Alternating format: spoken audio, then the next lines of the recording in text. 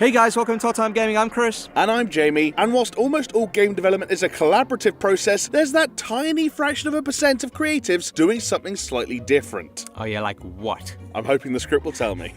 Well, with years of dedication, some developers chose to go it alone to bring their visions to life. Still, it's practically impossible to truly make a game with absolutely no outside assistance. With that said, here are our 6 picks for the most awesome games developed by a single person, at least mostly anyway. Okay, look, it's undisputable at this point. Undertale is the indie success story of the generation. Designed, written, programmed, scored entirely by some Toby Fox dude. Oh, come on, Chris, you've heard of Toby Fox. Yeah, I've heard of Toby Fox. Okay, yes, he did have some artwork assistance from Temi Cheng, but Undertale is probably as close as you can get to a game truly developed by a single person. Having gotten his start by creating mods for the quirky Super Nintendo RPG Earthbound, it makes total sense that Undertale leans into the same bizarre, colorful RPG aesthetic. However, unlike Earthbound and most other RPGs for that matter, defeating your enemies in combat is, well, completely optional. True to life. You can actually complete the entire game without killing a single NPC by instead conversing, admiring, or complimenting them mid-battle. On top of this, Undertale ignores the trappings of stale turn-based RPG battles by turning each attack and defense segment into, well,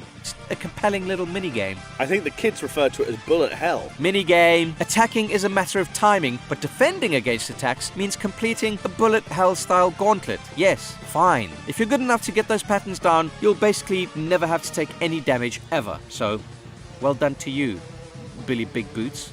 Well, you think you're a big boy gamer now just because your little heart doesn't get hit by the laser beams? Wow. Cleverly, the game offers 3 different endings depending on the actions the players take over the course of this short but brilliant adventure. The various characters you encounter over your journey are always well written, memorable, and genuinely funny. It's no surprise so many people latched onto this game the way they did. Whether you watch one of the countless playthroughs on YouTube or finally take the dive in and play it yourself approach, Undertale is a game everyone should experience at least once. Unless you watch some of our other videos where we slag it off, and then you don't need to play it. We don't talk about them anymore. One thing I think a lot of people can agree on though, Jamie? Yeah. The soundtrack. Lots of slappers.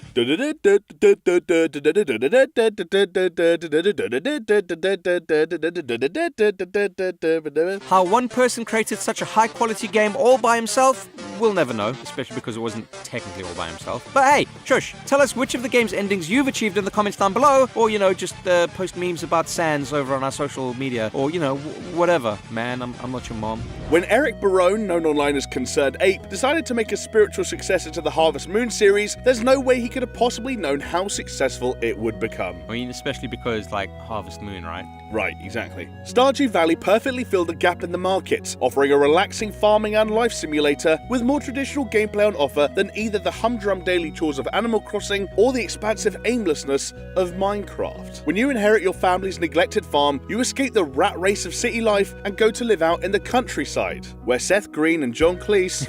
No. I'd watch that film. Yeah. With a slow but rewarding gameplay loop of farming, building, and getting to know your friendly neighbours, you'll eventually breathe new life into the family homestead. I'm sold. When'd you kill monsters? I mean, well, technically you do kind of kill some creature things. With gameplay that takes place across the 4 seasons and across a number of years, that's if you choose to continue playing that long, there's a wealth of content to be found here. Don't fancy harvesting those crops today? Just go monster killing in the caves or fishing in the river instead. Getting to know one neighbour particularly well? Try flirting with them and then maybe giving them a present, and hey, you could even end up marrying them. That's why you were making all of that mayonnaise. Oh yes. Much like Toby Fox and Undertale, this was entirely created by Barone. Former publisher Chucklefish helped port the game to different platforms and helped with the technical aspects of the game's multiplayer mode, which was added in a post-launch update, but everything else was the work of a single, incredibly dedicated guy. Well, you know what? He's laughing all the way to the bank, so fair play to Mr. Barone.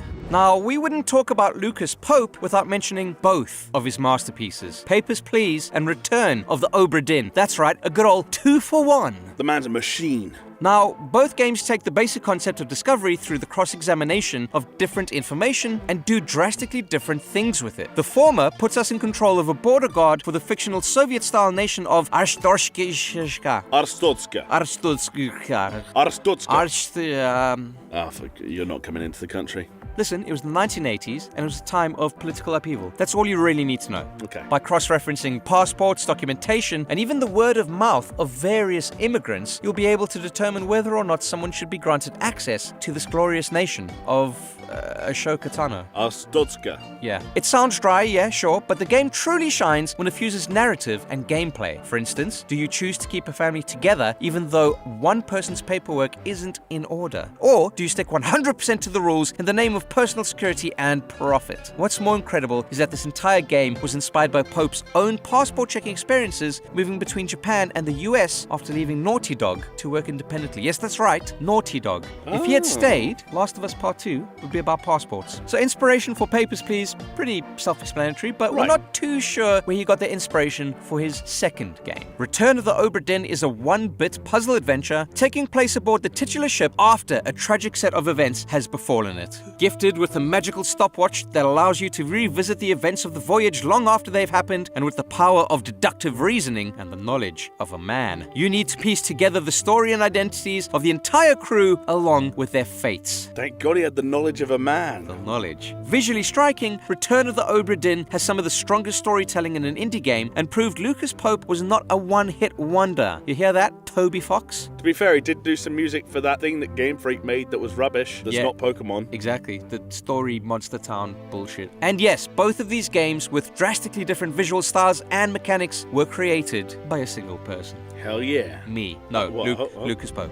Not content to leave the original alone, developer Edmund Macmillan completely overhauled The Binding of Isaac, his Zelda-inspired roguelike with themes of matricide, infanticide, and religious extremism. Wow. I know, those are my kind of themes. The Binding of Isaac Rebirth gave the original title a 16-bit graphical overhaul and tons of new content all built again from the ground up by Macmillan. The original didn't look bad, but Macmillan's trademark Adobe Flash visual style, also seen in his other notable work Super Meat Boy, certainly pales in comparison to Rebirth's excellent pixel art. In fact, the limitations of Adobe Flash are key to Rebirth's very existence. The original version not only used it for visuals, but also powered the game's engine. When Macmillan wanted to add more content, he found that this engine was severely limiting what he could accomplish. All future plans for content were put on hold whilst he worked with publishers Nicalis to update the game's art style and with composers Matthias Bossi and John Evans to update the original soundtrack. A collab here and there never hurt anybody, alright? Get over it. Word up. Unlike other entries in this list, it's not a completely solo work, but anyone who's played either version of the game will attest that it's certainly a singular vision from a very particular creative mind.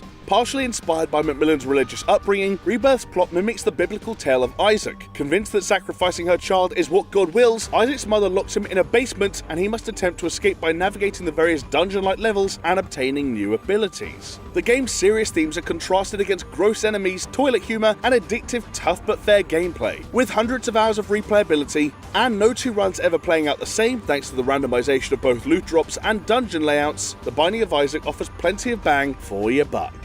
Similarly to The Binding of Isaac, Derek Yu's Spelunky received remake treatment a few years after its original release. In a strange inverse, the earlier version had 2D sprite-based visuals, and the 2012 remake used hand-drawn cartoon graphics. More so than any other title on this list, Spelunky is hard, and that's with a capital drawn-out H. Like a rock. Another procedurally generated roguelike, Spelunky puts you in control of an explorer platforming their way through a treacherous system of tunnels and caves. Along the way, you'll avoid Indiana Jones-style booby traps, highly lethal enemies, save a few damsels in distress, and, occasionally manage to get to a new zone. Very occasionally. Super occasionally. Spelunky's punishing difficulty might mean you rarely see the later content on offer, but the high skill ceiling and tough-to-master difficulty curve means you'll keep hungrily returning for more. Spelunky's gameplay hinges around risk and reward. Do you attempt to kill the shopkeeper in order to leave his shop with everything? Or do you, just play it safe and simply buy a single item, pay for your wares, and be on your way? It's the exact same conversation I have with myself, Chris. Yeah. Every time I walk into the adult film store down the road. Or do you spend longer on a stage collecting jewels and gold, increasing the odds a nearly unkillable ghost enemy will spawn and track you down? Or do you simply dash for the level exit without all them moolahs? How you play is up to you, and no run will ever be the same. I've heard that somewhere before.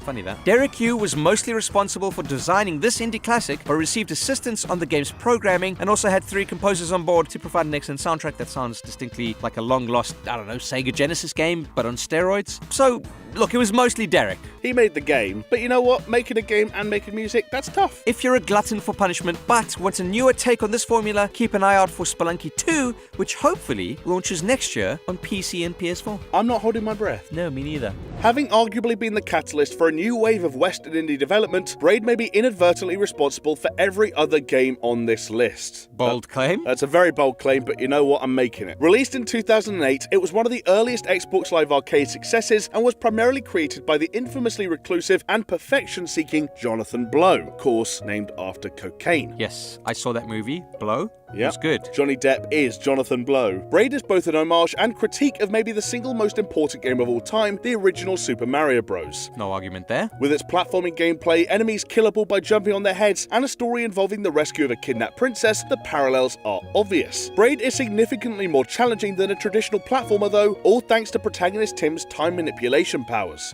Levels are never as simple as running from left to right. You have to overcome tricky puzzles, only solvable by bending the flow of time to your advantage. Putting his entire life savings on the line, Blow started development of Braid in 2004. Whilst he may not be responsible for the final version's artwork or the licensed soundtrack, he was responsible for pretty much everything else. Game design, mechanics, puzzles, and the game's two notable twists we're about to spoil, by the way. So, spoiler alert? Yeah, although you probably should have played Braid by now. I mean, come on. Yeah. The reason the game is so beloved is not simply because it's a good puzzle platformer, but also because it challenged conceptions of storytelling within gaming. The final level reveals that Tim is actually the villain of the story. What? Yeah. With a final level that first depicts Tim and the princess working together to escape a rapidly approaching threat, the level then plays back in reverse. From this perspective, we see that the princess has been trying to run away from Tim this entire time. He's the monster of the story. Oh, I get it now. You got it like 7 years ago when we started a YouTube channel and talked about this twist fucking 3 times a month. Oh, yeah. Yeah. If you were skilled enough to complete every challenge and unlock the secret ending, you'd also see that Braid is a somewhat clunky metaphor for nuclear warfare.